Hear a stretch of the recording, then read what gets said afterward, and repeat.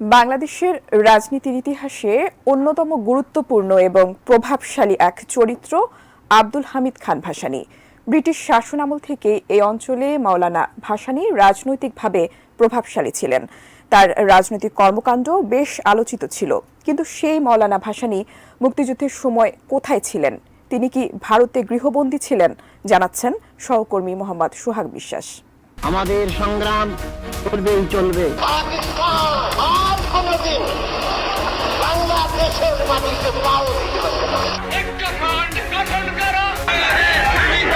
ইতিহাস বলছে মুক্তিযুদ্ধের শুরুর দিকে মাওলানা ভাসানী বাংলাদেশেই ছিলেন। তখন তিনি টাঙ্গাইলে অবস্থান করছিলেন। তবে তিনি টাঙ্গাইলের সন্তোষে নিজ বাড়িতে ছিলেন না। তিনি ছিলেন বিন্নাফুর নামের আরেকটি গ্রামে তার এক অনুসারীর বাড়িতে।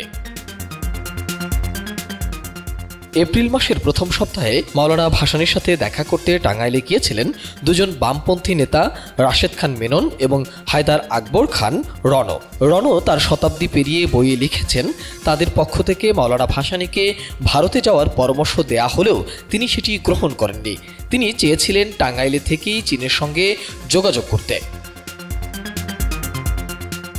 পাকিস্তানি বাহিনী টাঙ্গাইলের সন্তোষে মাওলানা ভাসানীর বাড়ি জ্বালিয়ে দিয়েছিল। এরপর মাওলানা ভাসানী কৃষকের বেশে ওই গ্রাম ত্যাগ করেন। পরবর্তীতে তিনি সিরাজগঞ্জ যান। সেখানে একজন বামপন্থী নেতা সাইফুল ইসলামকে সাথে নিয়ে মাওলানা ভাসানী আসাম দিয়ে ভারতে প্রবেশ করেন। তবে ভাসানী প্রথমে ভারতে ঢুকতে পারছিলেন না, কারণ সীমান্ত সংলগ্ন গ্রাম পঞ্চায়েত প্রধান বিষয়টি নিয়ে কিছুটা শঙ্কিত ছিলেন। তিনি বলেছিলেন, সেখানে আওয়ামী লীগ ছাড়া অন্য কাউকে সেই এলাকায় প্রবেশ করতে দেওয়ার ব্যাপারে কর্তৃপক্ষ নিষেধ করেছে। তবে মুক্তিযুদ্ধের শুরুতে মাওলানা ভাসানী ভারত যেতে চাননি, তিনি চেয়েছিলেন লন্ডন যেতে। একজন সুপরিচিত এবং প্রভাবশালী রাজনীতিবিদ কেন হঠাৎ লোকচক্ষুর আড়ালে রয়েছেন, এ নিয়ে প্রশ্ন ও বিতর্ক তৈরি হয়েছিল ভারতের তৎকালীন রাজনীতিবিদদের মধ্যে।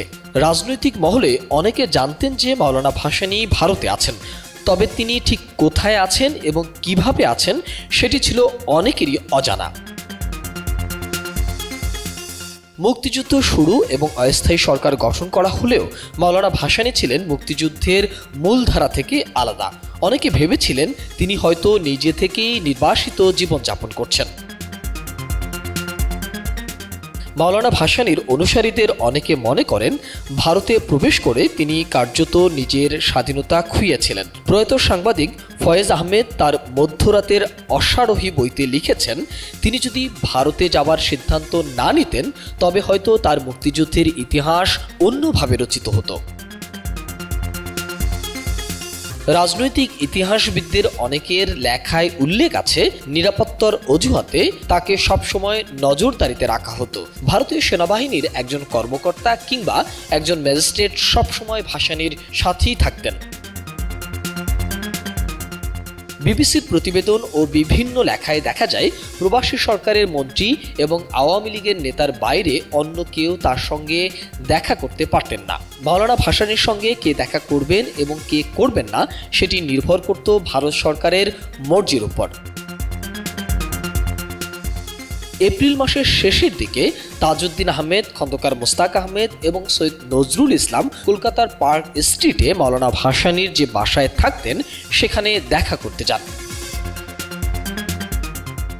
পাকিস্তানের রাজনীতিতে মাওলানা ভাসানী অনেকের কাছে ভারত বিরোধী নেতা হিসাবে পরিচিত ছিলেন, যে কারণে তিনি ভারত সরকারের পছন্দের তালিকায় ছিলেন না। তবে রাজনীতিবিদ হিসাবে ভাসানীকে উপেক্ষা করার সুযোগও ছিল না। কলকাতার লেখক ও গবেষক সৌমিত্র দস্তিদারও বলেছেন, মাওলানা ভাসানীকে নিয়ে তৎকালীন ভারত সরকারের মধ্যে অস্বস্তি ছিল। এর কারণ হচ্ছে তার চীনপন্থী রাজনীতি। মোহাম্মদ সোহাগ বিশ্বাস, এটিএন নিউজ, ঢাকা।